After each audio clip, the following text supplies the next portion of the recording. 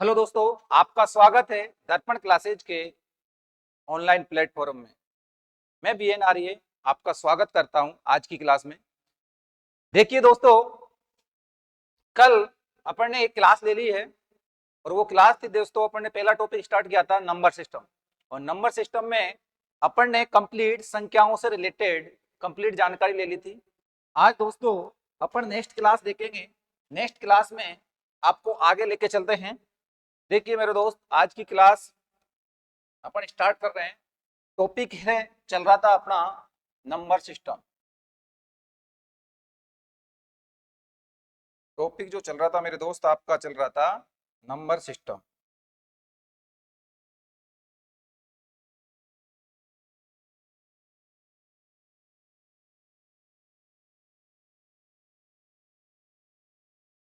अपन ने कल topic start किया था नंबर सिस्टम, और नंबर सिस्टम में अपन ने कंप्लीट संख्याओं से रिलेटेड नॉलेज कंप्लीट कर ली है। आज अपना नेक्स्ट टॉपिक है दोस्तों भाजकता। आज अपन बात करेंगे दोस्तों इस क्लास के अंदर भाजकता की। देखो मेरे दोस्त, भाजकता में आप जानते हो कि भाजकता का मतलब है भाग देना। पहले अपन छोटी छोटी बातें देखेंगे, फिर अपन आगे चलेंगे। तो मेरे दोस्त, भाजकता का मतलब क्या है? भाग देना। अब भाग में आपको पता है कि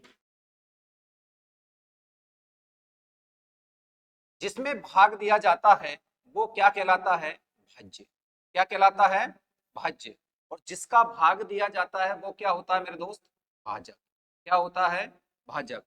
और जो प्राप्त होता है भाग देने के बाद, उसे क्या कहा जाता है?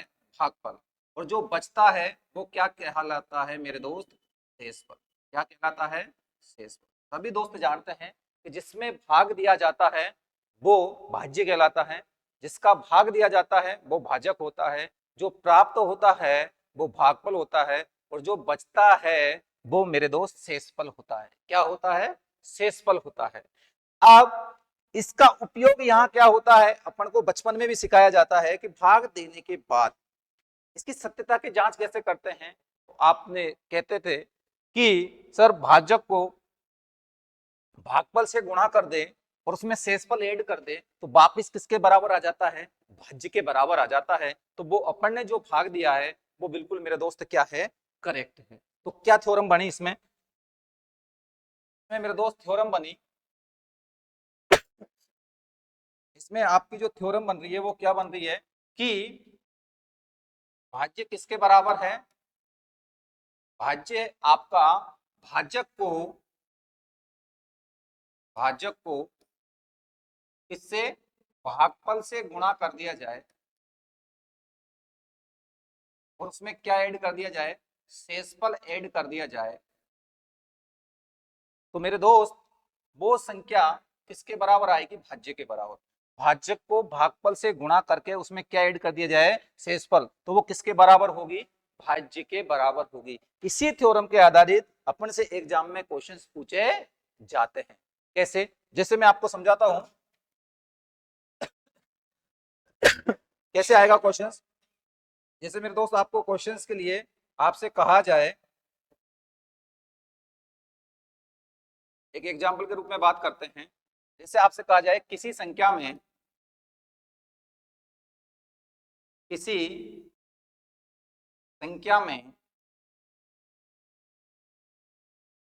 25 का भाग दिया जाए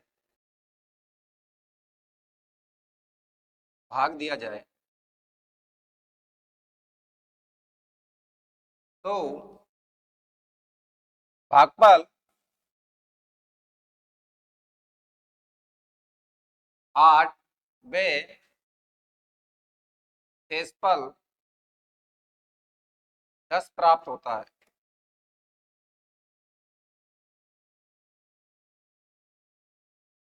है। तो भाज्य ज्ञात कीजिए। भाज्य ज्ञात कीजिए। देखिए मेरे दोस्त, आपको यहां पर मैंने एक क्वेश्चंस दिया। क्वेश्चंस क्या था? देखिए समझिए इधर। आपसे बोला गया कि किसी संख्या में 25 का भाग दिया गया, किसका 25 का भाग दिया जा रहा है, भाग दिया जाए तो भागफल कितना आया 8 और उसमें शेषफल कितना बचा मेरे दोस्त 10 बचा। तो बेटा जिसका भाग दिया जाता है, किसका भाग दिया 25 का, और जिसका भाग दिया जाता है वो क्या होता है भाजक, क्या होता है भाजक, और जो प्राप्त होता है वो क्या होता है भागफल, और जो बच रहा है वो क्या है आपका शेषफल, और आपसे पूछा है भाज्य। तो मेरे दोस्त आपको ऊपर अभी मैंने बताया था कि भाज्य बराबर क्या होता है, भाज्य बराबर होता है भाजक, भाजक कितना 25 गुणा भागफल, और भागफल कितना है मेरे दोस्त 8 और शेषफल कितना है 10। तो बताओ 25 को 8 से गुणा किया तो कितना आया, 25 अंटे कितने होते हैं मेरे दोस्त 200, 25 अंटे कितने होते हैं 200, 200 में 10 ऐड करेंगे तो अपना जो फाइनल आंसर आया वो कितना निकल के आया 210, कितना निकल के आया 210। तो 210 क्या होगा मेरे दोस्त भाज्य होगा, क्या होगा भाज्य होगा। कभी कभी क्या होता है कि आपको भाजक दे दिया, इसमें भागफल दे दिया, शेषफल दे दिया, कभी कभी क्या होता है आपको भागफल नहीं देता है, क्या नहीं देता है भागफल भी नहीं देता है, और फिर आपसे क्वेश्चंस करेगा तो वो क्वेश्चन किस टाइप से करेगा, देखो आपको मैं बताता हूं फिर वो क्वेश्चंस आपसे किस टाइप से करेगा। फिर जो आपसे क्वेश्चंस करेगा वो मेरे दोस्त वो क्वेश्चन इस हिसाब से करेगा, देखो जैसे आपसे कहा जाए, जैसे आपसे कहा जाए कि किसी संख्या में, किसी संख्या में 28 का भाग दिया जाए, 28 का भाग देने पर, 28 का भाग देने पर 15 शेषफल प्राप्त होता है, 15 शेषफल प्राप्त होता है,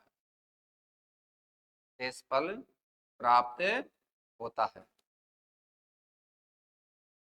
तो उसी संख्या में, तो उसी संख्या में आपसे बोला जाए कि 14 का भाग दिया जाए, 14 का भाग दिया जाए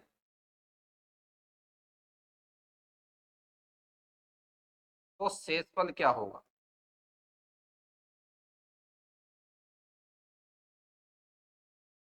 दोस्तों देखो पहले जो क्वेश्चंस में आपसे बात की थी, पहले जो आपसे क्वेश्चंस में बोला गया था मेरे दोस्त, उसमें आपको भाजक दे रखा था, भागफल दे रखा था और शेषफल दे रखा था और आपसे भाज्य पूछा गया था।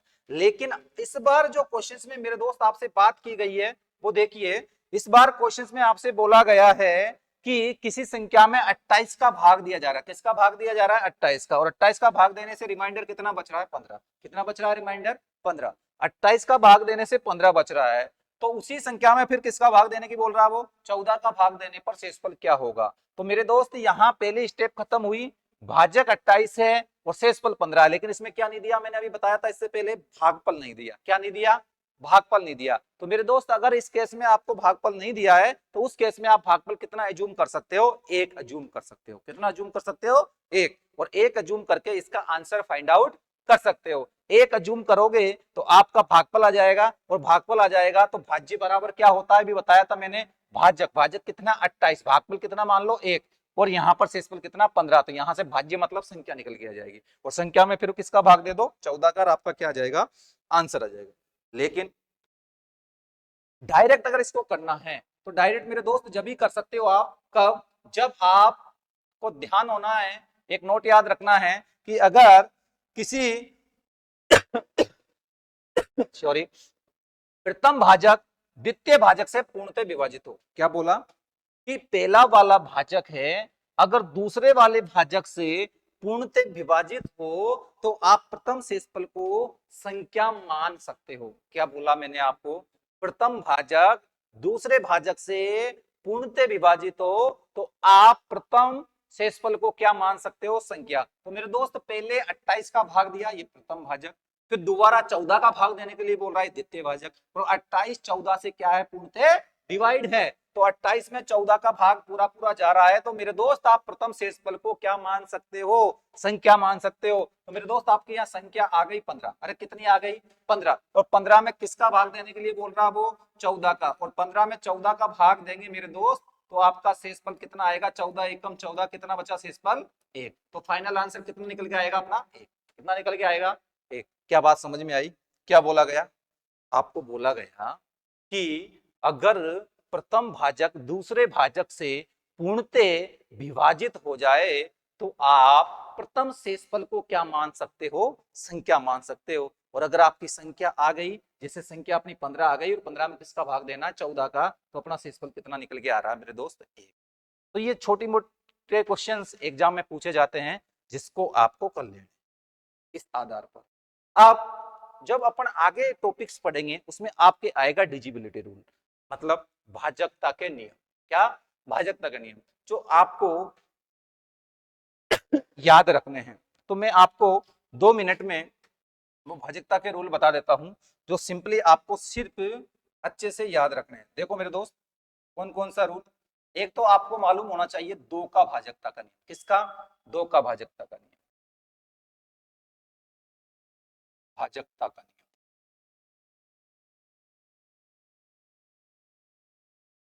कौन सा नियम मेरे दोस्त? भाजकता का। और किस किस का? एक तो मेरे दोस्त 2 का, एक आपको पता होना चाहिए 3 का, एक आपको 4 का, एक आपको पता होना चाहिए 5 का, 6 का, 7 का, 8 का और 9 का, और एक है आपके 11 का। तो आपको एक ही बार में 2 से 5 सेकंड रुकिए, 2 मिनट रुकिए, 2 मिनट में आपको कंप्लीटली 2 से लेकर के 11 से भाजक तक नियम बता दूंगा मैं। यहां पहले 2 से 9 तक देख लेते हैं, फिर अपन 11 का देखेंगे। मेरे दोस्त आपको यहां दिखाई दे रहा होगा कि 2 का भाजकता का नियम क्या है। तो याद रखना मेरे दोस्त, 2 का भाजकता का नियम लगाने के लिए आपको सिर्फ इकाई के अंक में किसका भाग देके देखना है? 2 का। इकाई के अंक, इकाई का अंक का मतलब अंतिम एक अंक, इकाई के अंक में किसका भाग देना है मेरे दोस्त? 2 का। अगर इकाई का अंक में 2 का पूर्णतः भाग चला जाता है तो वो दी हुई संख्या भी पूर्णतः क्या होगी? विभाजित होगी। क्या है 2 का भाजकता का नियम? जो संख्या दे रखी है उसके इकाई के अंक में अगर 2 का पूर्णतः क्या चला जाए? भाग चला जाए, तो वो संख्या पूरी 2 से क्या होगी? विभाजित होगी। क्या समझ में आया? 3 का भाजकता का नियम क्या है मेरे दोस्त? 3 का भाजकता का नियम है अंकों के योग में। इसका नियम लगाने के लिए क्या करोगे आप? जो संख्या दे रखी है उसके अंकों को जोड़ लो, उसकी डिजिटों को योग कर लो। अंकों का योग, अगर अंकों का योग इससे विभाजित हो जाए मेरे दोस्त 3 से, तो वो दी हुई संख्या भी 3 से पूर्णतः क्या होती है? विभाजित होती है। वो दी हुई संख्या भी 3 से क्या होगी? पूर्णतः विभाजित होगी। नेक्स्ट है आपका 4 से भाजकता का नियम। 4 से भाजकता का नियम क्या कहता है मेरे दोस्त? 4 से भाजकता का नियम कहता है कि अंतिम 2 अंक, कौन से? इकाई और दहाई, अंतिम 2 अंकों की संख्या, अंतिम 2 अंकों की संख्या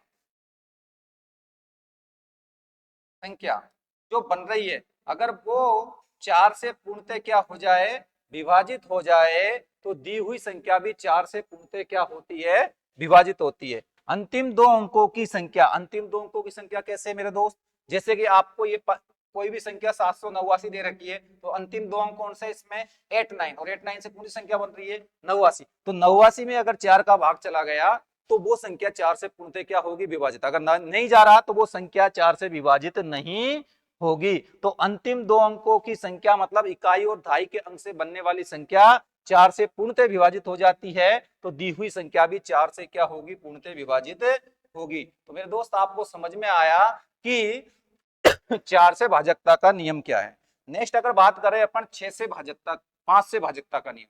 5 से भाजकता का नियम क्या है? 5 से भाजकता का नियम है कि इकाई का अंक, क्या? इकाई का अंक, इकाई का अंक आपका या तो 0 हो या 5 हो, तो वो संख्या 5 से पूर्णतः क्या होगी मेरे दोस्त? विभाजित होगी। वो संख्या 5 से पूरी तरह क्या हो जाएगी? विभाजित हो जाएगी। इकाई का अंक 0 या 5 हुआ तो वो संख्या 5 से पूर्णतः क्या होगी? विभाजित होगी। नेक्स्ट है मेरे दोस्त आपका 6 से भाजकता का नियम। 6 से भाजकता का नियम क्या है? ऐसी संख्या जिसमें 2 और 3 दोनों का पूर्णतः भाग चला जाए। क्या बोला गया? ऐसी संख्या जिसमें 2 और 3 दोनों का भाग चला जाए तो उस संख्या में 6 का भी पूर्णतः क्या जाता है? भाग जाता है। एक बार और समझिए, 2 का और 3 का अगर दोनों का भाग जा रहा है तो उसमें किसका भाग जाएगा? 6 का। और 2 का और 3 का भाग देते कैसे हैं आपको यहां मैंने नियम में बता दिया है। बात आती है 7 का। मेरे दोस्त 7 के नियम को आपको याद रखने की जरूरत इसलिए नहीं है क्योंकि ये नियम का मतलब क्या होता है कि अपन नियम लगा रहे हैं तो अपना समय की बचत हो, वो जल्दी से सोल्व हो जाए, उस चीज का उपयोग हो। लेकिन 7 का नियम क्या करता है? आपको समय ज्यादा बर्बाद करता है। कैसे? मैं आपको वर्बली बता देता हूं होता क्या है। ये नियम ये कहता है कि जो संख्या दे रखी है उसमें इकाई के अंक को हटाइए, उसका दुगना करिए और उसको जो संख्या बची है इकाई का अंक हटाने के बाद में उसमें से उस दुगना करने के बाद में घटाना है। घटाने के बाद जो संख्या आई उसमें 7 का भाग देके देखो, अगर जा रहा है तो 7 से डिजिबल है, अगर नहीं जा रहा तो 7 से डिजिबल नहीं है। क्या बोला? कि जो संख्या दे रखी है उसमें इकाई के अंक को हटाइए, उसका दुगना कीजिए और जो बची हुई संख्या में से घटाओ। घटाने पर जो संख्या आ रही है अगर वो 7 से डिजिबल है तो वो पूरी संख्या 7 से डिवाइड होगी, अन्यथा 7 से डिवाइड नहीं होगी। तो इसको आपको याद नहीं रखना है, ये काम भी नहीं आता है। 8 का क्या है मेरे दोस्त? जो 2 में क्या है? इकाई का अंक में भाग देना है। 4 का क्या है? अंतिम 2 अंकों में। और 8 का है अंतिम 3 अंकों में। कौन सी संख्या? अंतिम 3 अंकों की संख्या। कितने अंकों की संख्या मेरे दोस्त? अंतिम 3 अंकों की संख्या।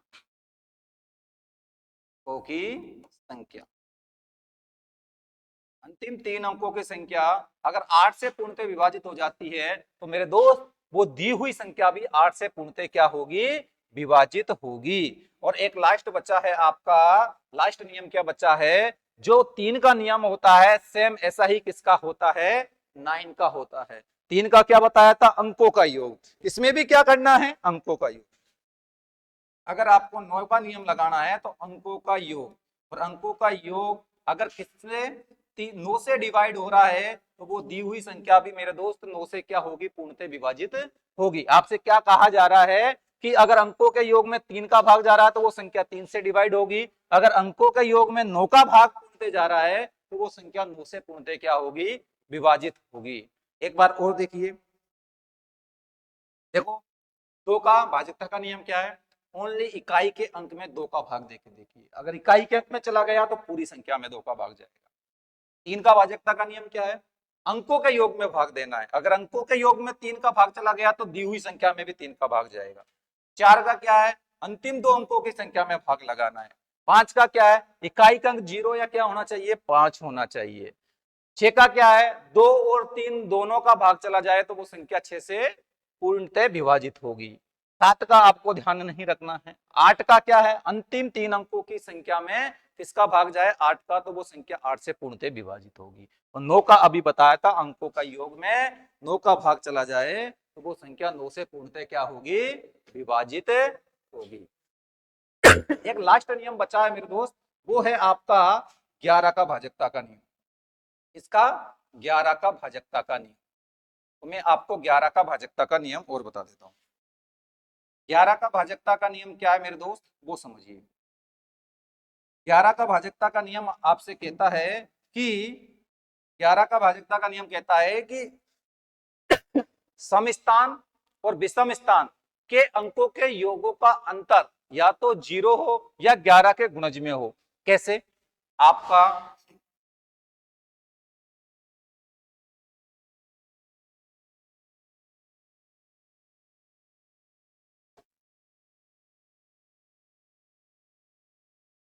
क्या 11 का भाजकता का नियम, देखिए 11 का भाजकता का नियम क्या है? 11 के भाजकता का नियम है आपका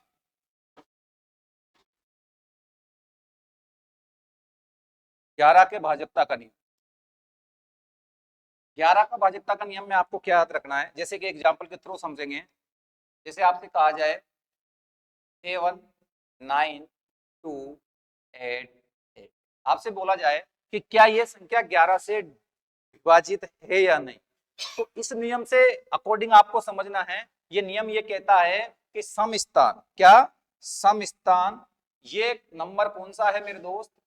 विषम। पहला नंबर, ये तीसरा और ये पांचवा, ये विषम स्थान है। और ये दूसरा और ये चौथा, ये कौन सा स्थान है? सम स्थान। तो सम स्थान को एक तरफ जोड़ना है और विषम स्थान को एक तरफ ऐड करना है। जैसे विषम स्थान ऐड किया अपन ने 7 + 2 + 8, ये कौन सा स्थान है बेटा? विषम स्थान। सम पे कौन सा आ रहा है? 9, फिर 9 के बाद में सम स्थान कौन सा है? 8। सम स्थान एक तरफ ऐड करना है और विषम स्थान एक तरफ ऐड करना है। फिर इनका डिफरेंस निकाल के देखना है। अगर इनका डिफरेंस या तो 0 हो या 11 के गुणज में हो, डिफरेंस कितना हो? या तो 0 या 11 का गुणज, तो मेरे दोस्त वो संख्या 11 से पूर्णतः क्या होगी? विभाजित होगी। तो देखो यार 9 और 8 कितने होते हैं? 17। तो इधर कितना हो रहा है बताओ? 7 और 2 9, 9 और 8 कितने होते हैं? 17। और 17 में से 17 गए तो कितने बचे मेरे दोस्त? 0। अगर सम स्थान और विषम स्थान के अंकों के योगों का अंतर 0 आ रहा है तो वो संख्या 11 से पूर्णतः क्या होती है? विभाजित होती है। तो आज मेरे दोस्त अपन ने कंप्लीट क्या देखे? 2 से लेकर के 11 तक के भाजकता के नियम देखे।